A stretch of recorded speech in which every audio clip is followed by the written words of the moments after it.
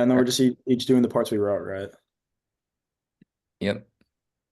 Wait, do we have to wear a tie? Or you just didn't change after school?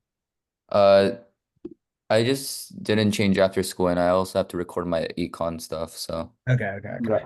Yeah. Yeah. Mhm. all right.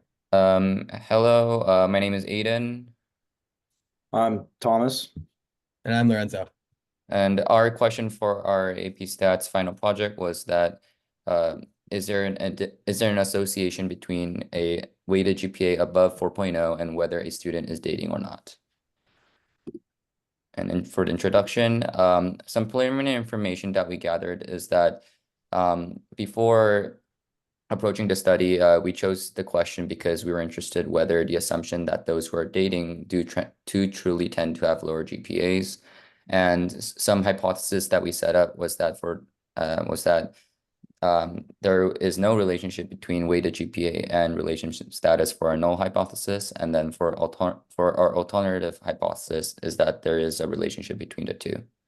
And the alpha value that we chose was zero point 0.1 because we felt that there wasn't a big risk in any kind of error within the study. And the sample that we chose would be the senior selected in the random selection, and then the population would be the entire senior class. And the design for our study is that from the LHA senior population, we would choose 60 seniors randomly, and then they would be surveyed on whether their weighted GPA was above 4.0 and whether the student was in a relationship or not. And from their categorical responses, we used a chi-square test for independence to determine whether there was an association between relationship status and a weighted GPA above 4.0.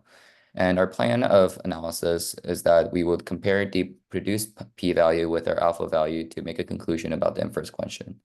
And we would go on to also evaluate any possible errors we could have made and their consequences. So in order to collect our data, we numbered each senior in the senior class 1 through 315 and using a random number generator, selected 60 numbers non-repeating. Um, and we went in person to each one of them. I went in person to each one of them and asked them our questions, which were, are you in a relationship and do you have a GPA above 4.0? We were able to reduce the response bias in this by asking each question in a consistent manner, the same way. Just saying, I have a question, and then listing the questions. And also because I asked all the questions, it reduced the bias of having a different surveyor by putting different pressure on each person depending on their relationship with them. Within the data collection, we performed one possible error, which was selecting 60 surveyors, and we will get to that later.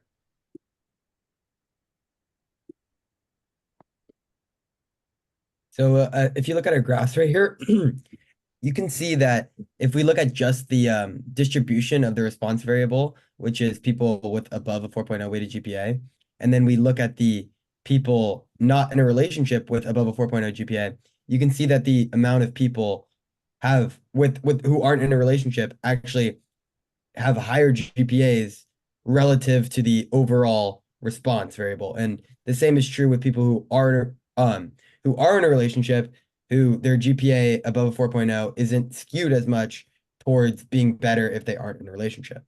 So next slide, please.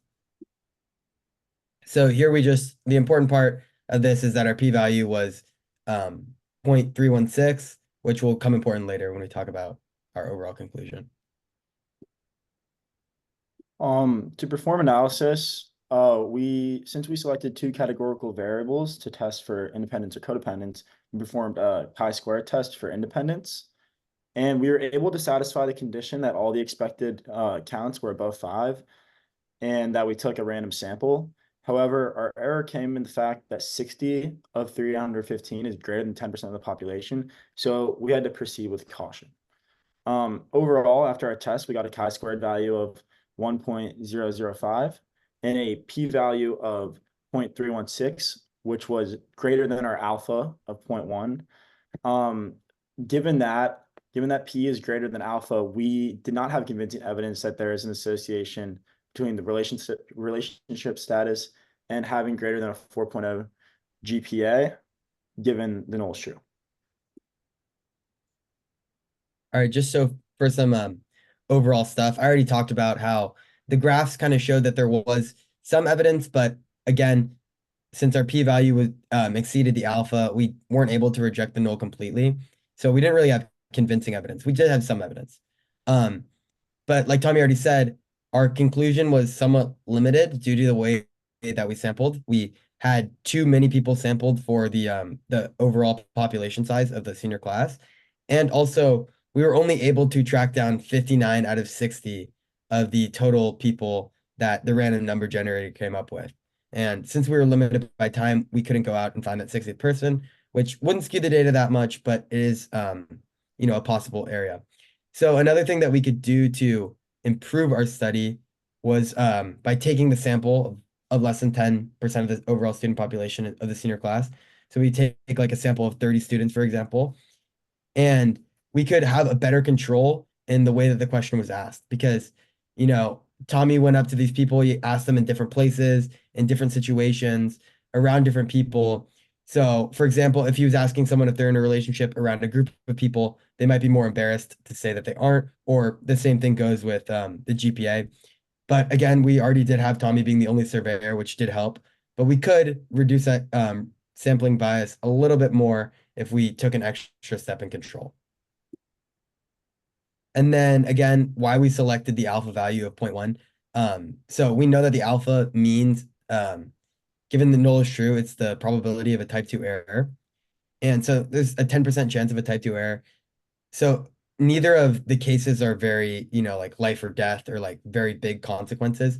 So our null didn't have to be that low, or I mean, our alpha value didn't have to be that low. And then as for the actual consequences that would occur based on the type of errors, if we had a type 2 error, we would basically be saying that people in the relationship has no effect on grades if it does actually have effect on grades, which would mean that we're not encouraging people to go out and practice better time management skills to deal with being in a relationship and pursuing academics. And for the negative consequences of a type 1 error, we're encouraging people who want high GPAs to not go out and pursue being in a relationship when they could do it if if we didn't get that error. So that pretty much concludes our whole presentation. And so yeah, we were able to find some evidence, but overall we could not completely reject the null. Thank you. Thank you. Thank you. All right, that was 6